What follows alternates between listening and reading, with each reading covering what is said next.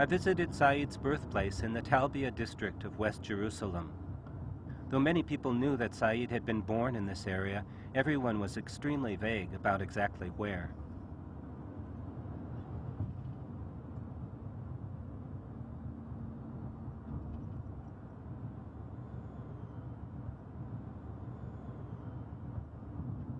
The Said family last lived here in 1948. In the years since then, street names and addresses had changed entirely, and it took several hours to find the house.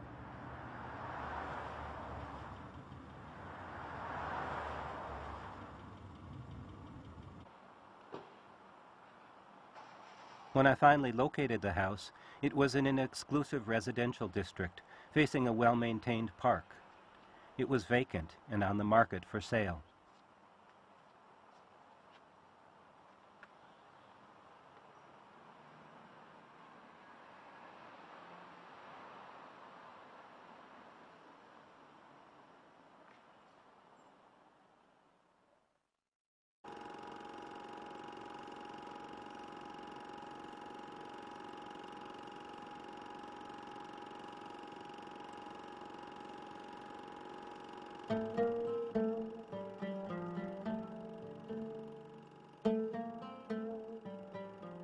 Our family home was in Talbia, a part of West Jerusalem that was sparsely inhabited, but had been built and lived in exclusively by Palestinian Christians like us.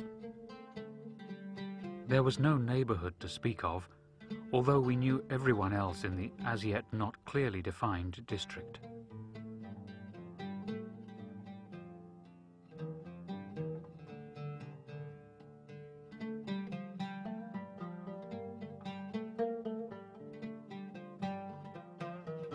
It was a place I took for granted, the country I was from, where family and friends existed, it seems so retrospectively, with unreflecting ease.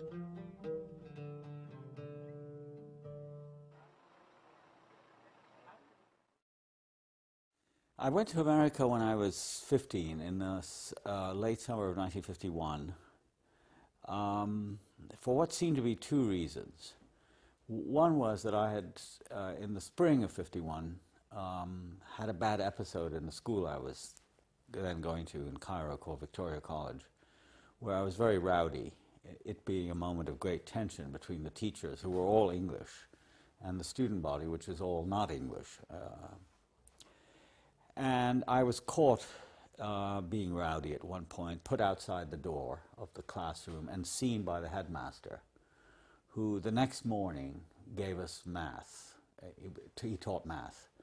And it was a 2-hour math class called additional math. It was trigonometry, I think.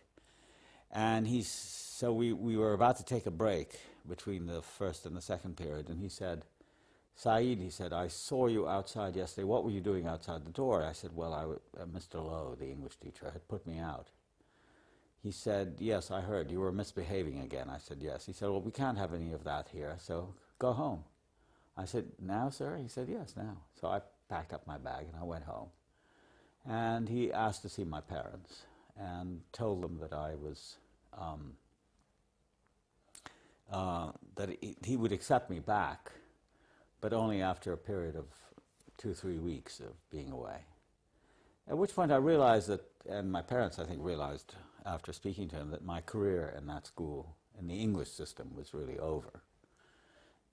And the other thing was that my father had known somebody at the consulate, the American consulate. I had inherited this American citizenship, which meant absolutely nothing to me, because I never really, I was just an American citizen with no connection to America.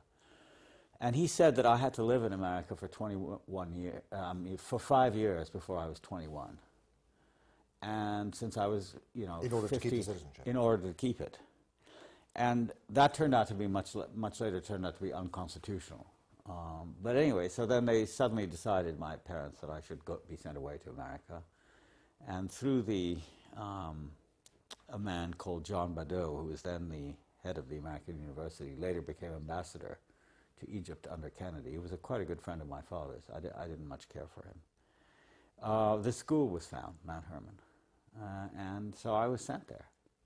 So I really left with a kind of double load. I mean, there was this American citizenship which I was supposed to be preserving, and the other thing was I was, you know, sort of forced out of what I really, in a sense, had known. I mean, so I went to an entirely new world, and I don't think I ever really recovered from it. It was like the biggest shock of my life at that point, being away and being in America at the same time.